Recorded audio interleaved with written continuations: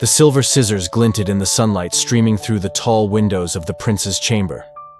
I held them carefully, my practiced hands steady, despite the weight of what I'd just overheard. My name is Henry, and as the royal barber, I've trimmed the hair of princes and dukes for over 2 decades. But never in all my years of service had I stumbled upon a secret as dangerous as this. A little shorter on the sides, Henry, Prince Edward said, his voice casual, as if he hadn't just been discussing what sounded like treason. I swallowed hard, forcing my face to remain impassive. Of course, Your Highness. The soft snip of the scissors filled the air as I trimmed his dark locks, my mind racing. Had I truly heard him mention a foreign envoy? Something about exchanging information? The prince's chamber was a marvel of opulence, with its gilded mirrors and plush velvet furnishings. But at that moment, it felt more like a cage. I could feel the weight of the Baroque ceiling pressing down on me, the eyes of ancestral portraits following my every move. One wrong step, one misplaced word, and I knew my life could be forfeit. As I worked, I couldn't help but recall the events that led me to this position. My father had been the royal barber before me, and I'd grown up in the shadow of the palace. I remembered the day he first brought me here, a wide-eyed boy of 10, to begin my apprenticeship. "Remember, Henry," he'd said, his calloused hand on my shoulder. "In this job, we hear much but say little. The secrets of the nobility are not for common ears." How those words echoed in my mind now, a grim reminder of the precarious position I found myself in. Prince Edward shifted in his chair, pulling me from my reverie. "Tell me, Henry, have you heard any interesting gossip lately?" My heart skipped a beat. Was this a test? Did he suspect I'd overheard something I shouldn't have? I kept my eyes focused on his hair, grateful that years of practice allowed my hands to work without betraying my inner turmoil. "Nothing of note, Your Highness," I replied, my voice steady. "Just the usual chatter about the upcoming ball." He hummed thoughtfully, and I held my breath.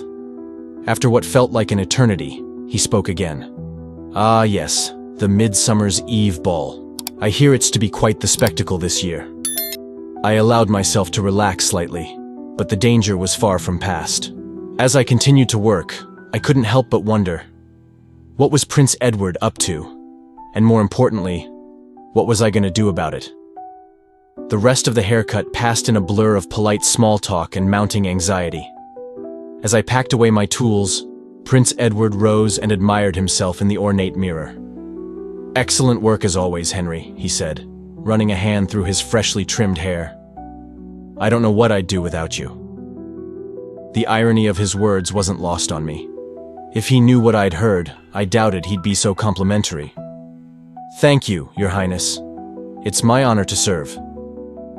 As I bowed and prepared to leave, Prince Edward called out, "Oh, and Henry? Do be careful on your way out. I hear the palace guards are being particularly vigilant these days.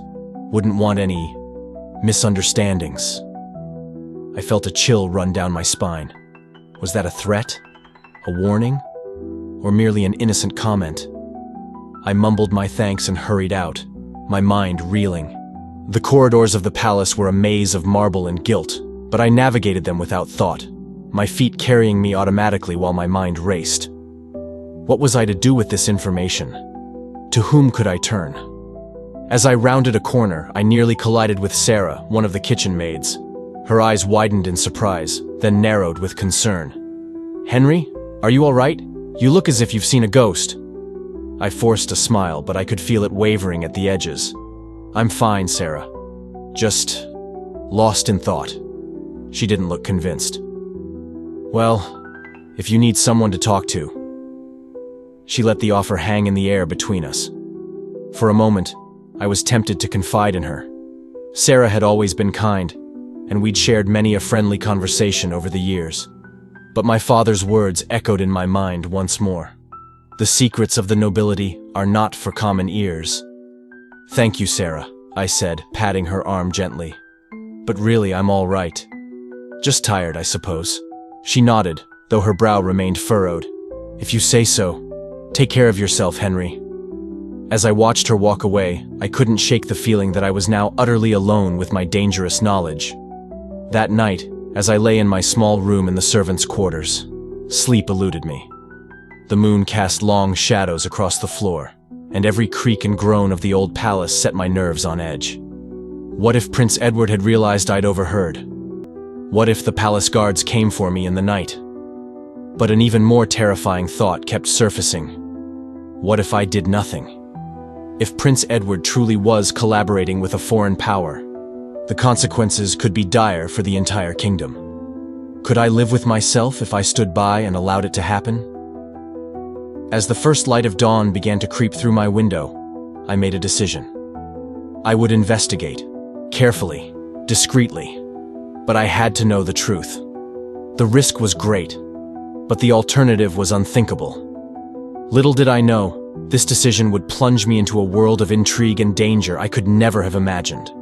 As I finally drifted off to sleep, one question burned in my mind.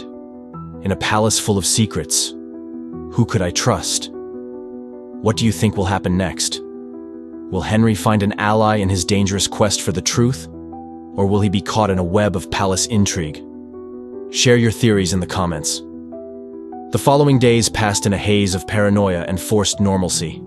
Every glance from a guard, every whispered conversation between nobles, set my heart racing.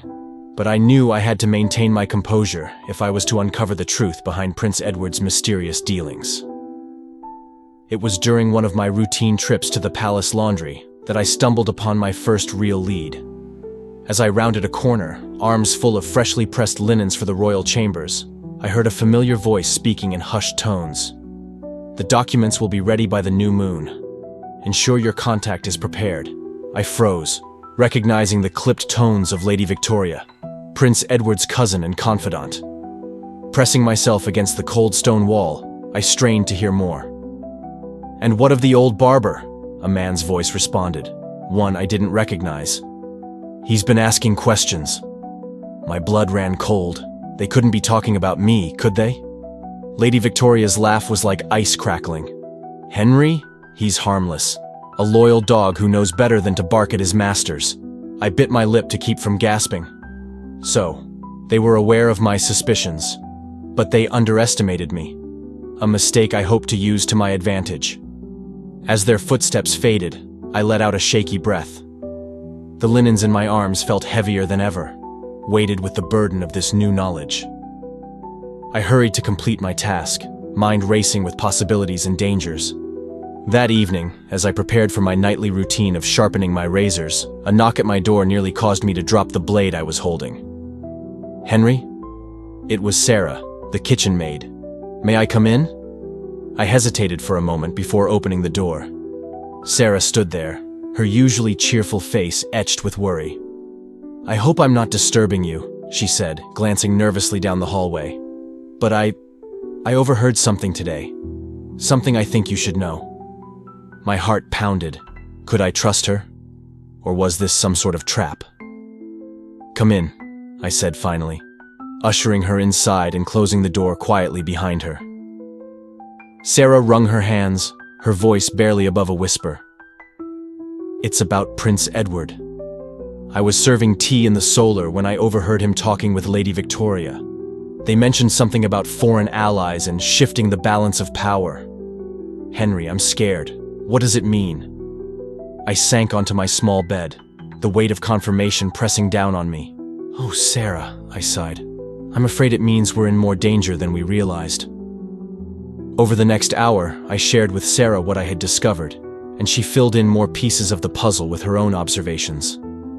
As we talked, I felt a mix of relief at having an ally and terror at the scope of what we were uncovering. "We have to do something," Sarah said, her eyes wide with determination. "We can't let them betray the kingdom like this." I nodded slowly. "You're right. But we need to be careful. One wrong move and we could both lose everything. Our positions, our freedom, maybe even our lives." As Sarah left my room that night, we had the beginnings of a plan. We would gather evidence, carefully and methodically. We would watch and listen, using our positions in the palace to our advantage. And when we had enough proof, we would find someone we could trust to take action. The next few weeks were a delicate dance of subterfuge and normal duties. I continued to trim the hair and beards of the nobility, including Prince Edward, all while keeping my ears open for any slip of the tongue, any hint of their plans.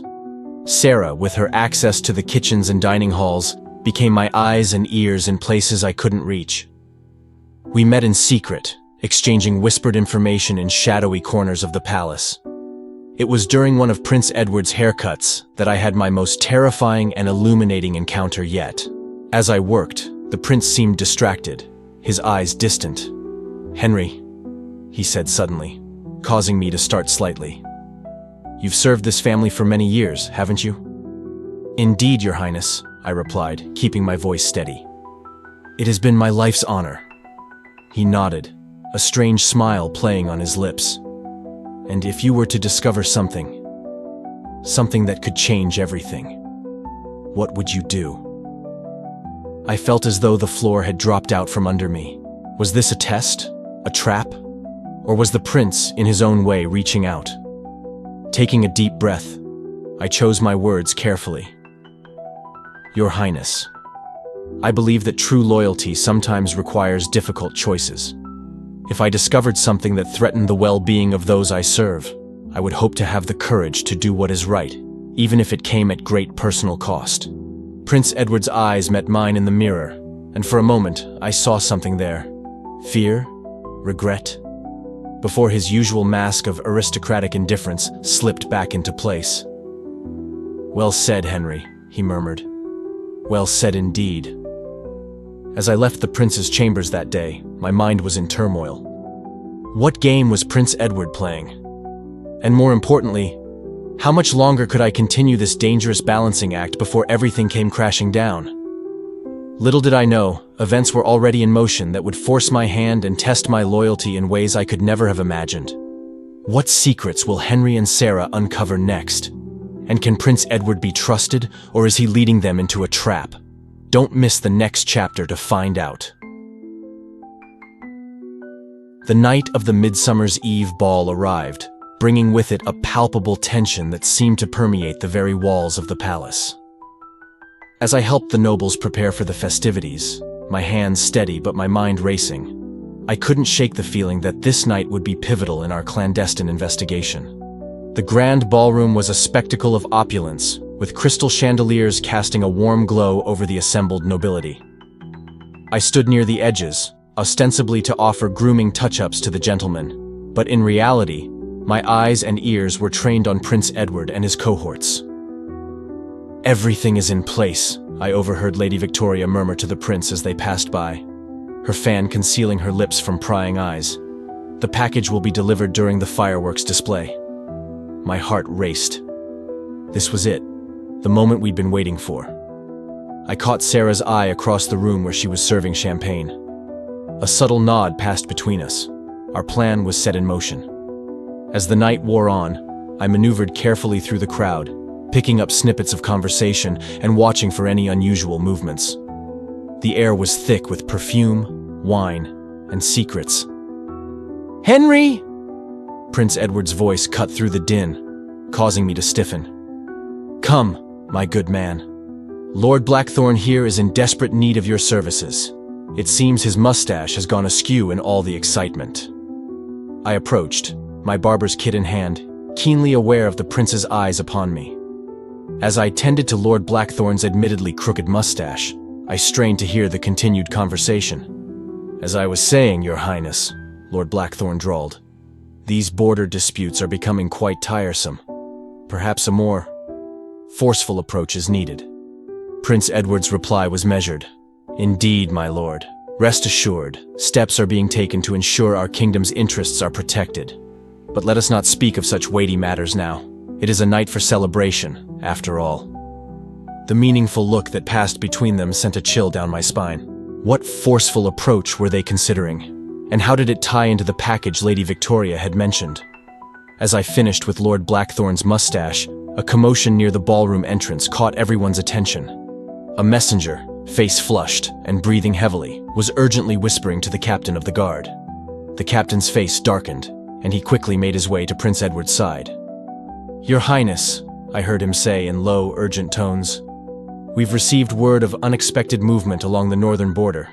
It seems our neighbors are mobilizing troops.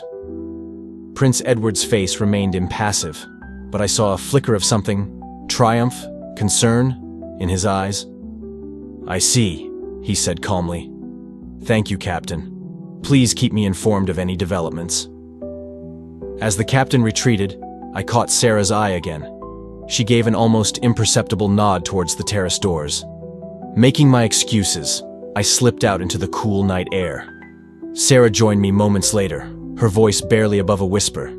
Henry, I found something. In the kitchens, there's a hidden compartment. I saw Lady Victoria's maid place a sealed letter inside. My pulse quickened.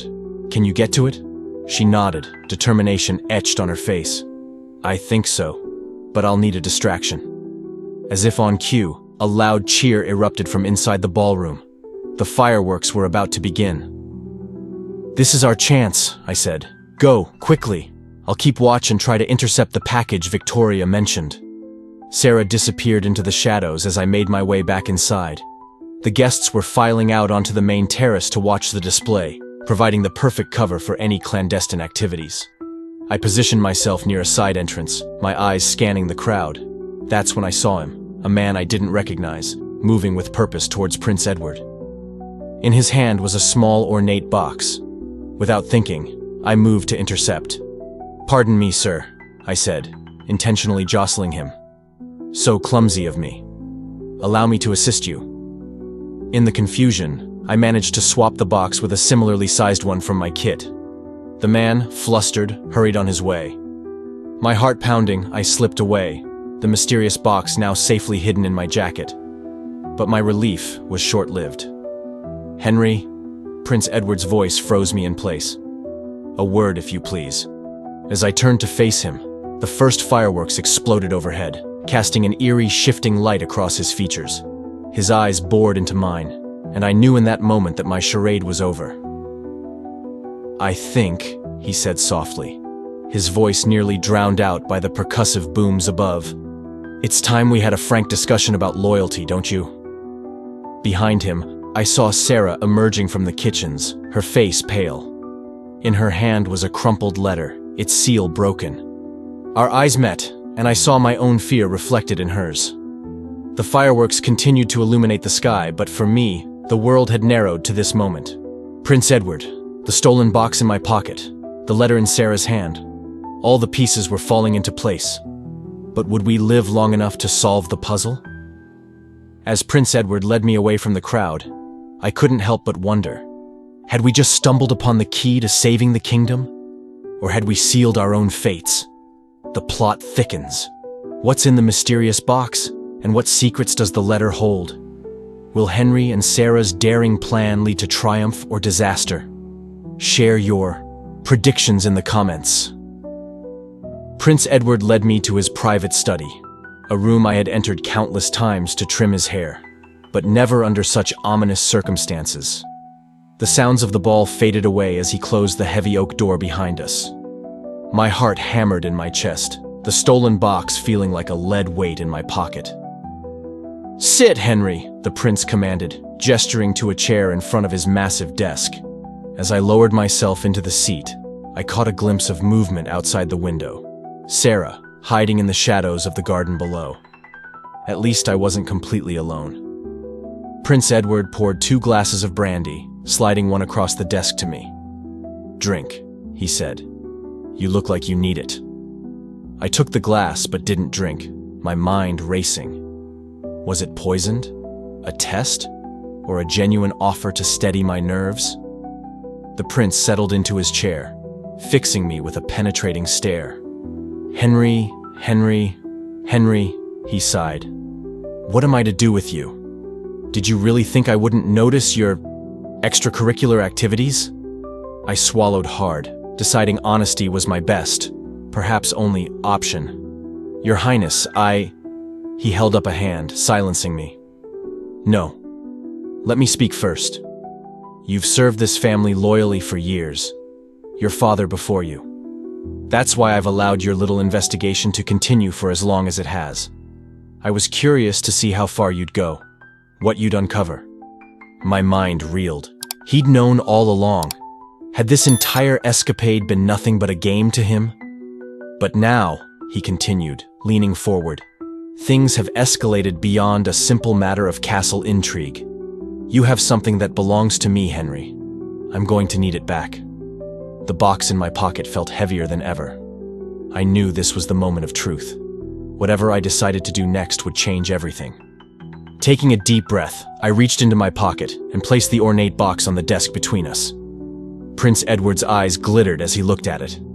"Open it," he commanded. With trembling hands, I lifted the lid.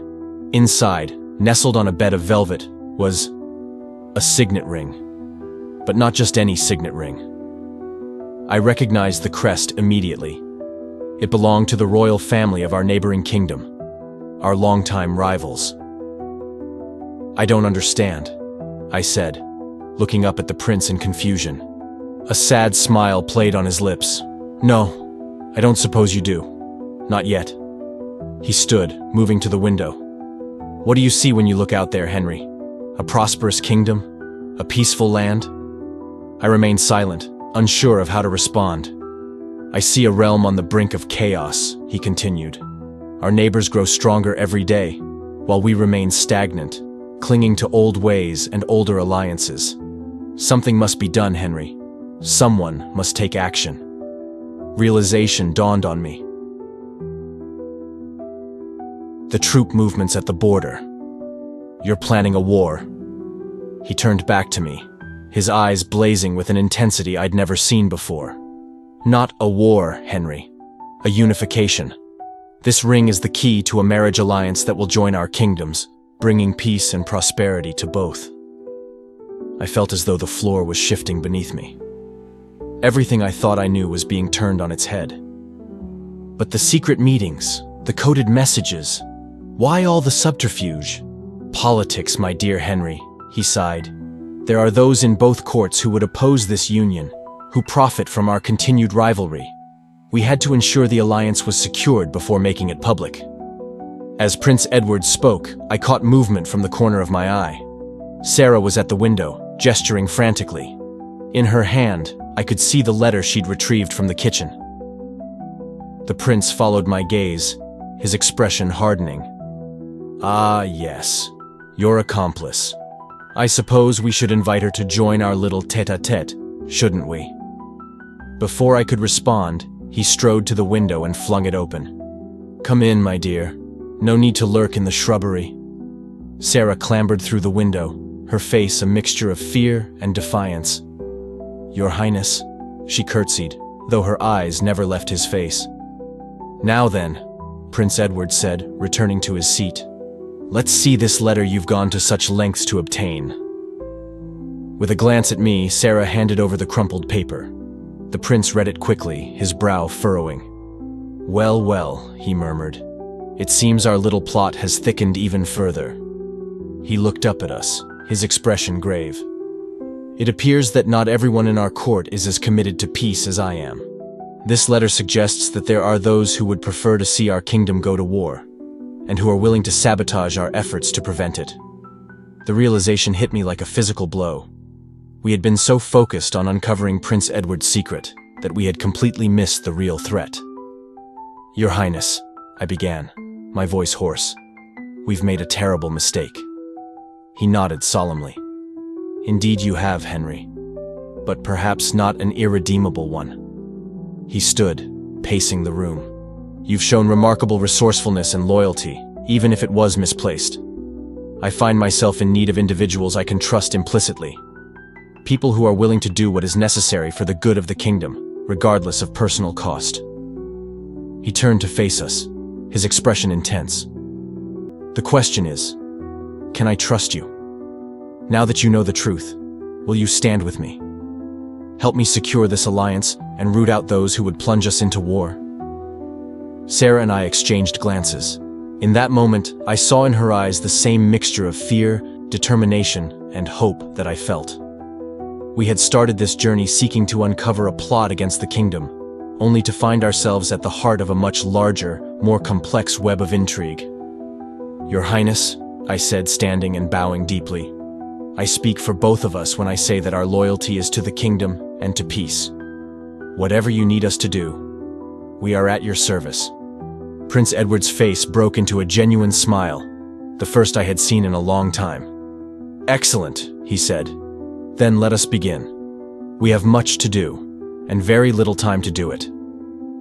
As the prince began to outline his plan, I couldn't help but feel a mix of excitement and trepidation. We had stumbled into a plot far greater than we could have imagined, with the fate of 2 kingdoms hanging in the balance. Whatever came next, I knew our lives would never be the same. The truth is finally revealed, but new dangers loom on the horizon. What challenges await Henry and Sarah as they join Prince Edward's secret mission? And can they trust that they now know the whole truth? Don't miss the next chapter to find out. The days following our confrontation with Prince Edward were a whirlwind of clandestine meetings and covert operations. Sarah and I found ourselves at the heart of a dangerous game of politics and espionage, our mundane palace duties now serving as the perfect cover for our true work. Our first task was to identify the traitors within the court who sought to sabotage the peace efforts. Prince Edward provided us with a list of suspects, and we set about gathering evidence. I used my position as royal barber to eavesdrop on conversations, while Sarah's role in the kitchens allowed her to intercept messages and observe late-night meetings. We worked in tandem, piecing together the puzzle of betrayal that threatened to tear our kingdom apart. One crisp autumn morning, as I prepared to shave Lord Blackthorn, one of our primary suspects, I noticed his hands trembling slightly. "Are you well, my lord?" I asked, concern lacing my voice. "Perhaps we should postpone your shave if you're feeling unsteady." Lord Blackthorn waved off my suggestion. "Nonsense, Henry. Just a touch of nerves. Big day ahead, you know." I raised an eyebrow, my curiosity piqued. "Oh? A special occasion, my lord?" He chuckled, but there was no mirth in his eyes. "You could say that. Let's just say that by this time tomorrow, the political landscape of our kingdom will look very different." As I began to lather his face, my mind raced. This had to be connected to the plot Prince Edward had warned us about. I needed to get word to Sarah and the prince immediately. Just then, a commotion erupted in the hallway outside. The door burst open, revealing Sarah, her face flushed and breathing heavily. "Begging your pardon, my lord," she gasped, curtsying quickly. "Henry, you're needed urgently. There's been an accident in the kitchens." I could see the panic in her eyes. This was no kitchen accident. "Of course," I said, setting down my razor. "My apologies, Lord Blackthorn. I'll return as soon as I can." As we hurried down the corridor, Sarah whispered urgently, "They're making their move tonight." I overheard Lady Victoria talking about a secret meeting in the old tower. "We have to tell the prince." We found Prince Edward in his study, poring over maps and documents. His face grew grim as we relayed what we had learned. "This is it then," he said, his voice low. "They're planning to strike before we can finalize the alliance." He looked up at us, his eyes blazing with determination. "We cannot let that happen. The future of both our kingdoms depends on it." As night fell, the 3 of us made our way to the old tower, moving silently through the shadowy corridors of the palace. The air was thick with tension, and every creak of the floorboards sent my heart racing. We positioned ourselves behind a heavy tapestry, just in time to see Lord Blackthorn, Lady Victoria, and several other nobles enter the room. Their hushed voices carried to us in the stillness of the night. "The foreign troops are in position," Lord Blackthorn was saying. "Once we eliminate Prince Edward and blame it on our neighbors, war will be inevitable. Our allies are prepared to support us and will finally have the power we deserve." I felt Prince Edward stiffen beside me, but he remained silent, listening intently. Lady Victoria spoke next, her voice cold and calculating. "And what of the barber and the kitchen maid? They've been asking too many questions." "They'll be dealt with," another voice assured her. "2 more casualties in the chaos of war. No one will miss them." I exchanged a glance with Sarah, seeing my own fear reflected in her eyes. We were in far deeper than we had ever imagined. Suddenly, Prince Edward stepped out from behind the tapestry, his voice ringing out clear and strong. "I'm afraid your plans end here, my lords and ladies. The conspirators whirled around, faces pale with shock. Lord Blackthorn was the first to recover, his hand moving to the hilt of his sword. "Edward, how did you—" "Silence," the prince commanded. "I've heard enough to condemn you all as traitors to the crown." As if on cue, the door burst open, revealing Captain Hawthorne and a contingent of loyal guards. "Your Highness," the captain said, bowing slightly. "We came as soon as we received your signal." What happened next was a blur of action. The conspirators, realizing they were cornered, tried to fight their way out.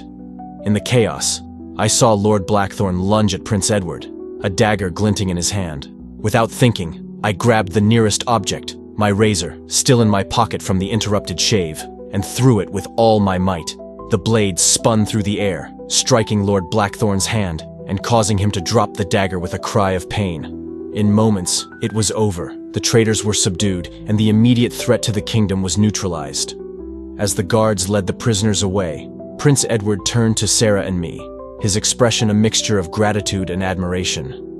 "You've both shown extraordinary courage and loyalty," he said. "I couldn't have done this without you." Sarah spoke up, her voice hesitant. "What happens now, Your Highness?" The prince's face grew serious. "Now we move forward with the alliance.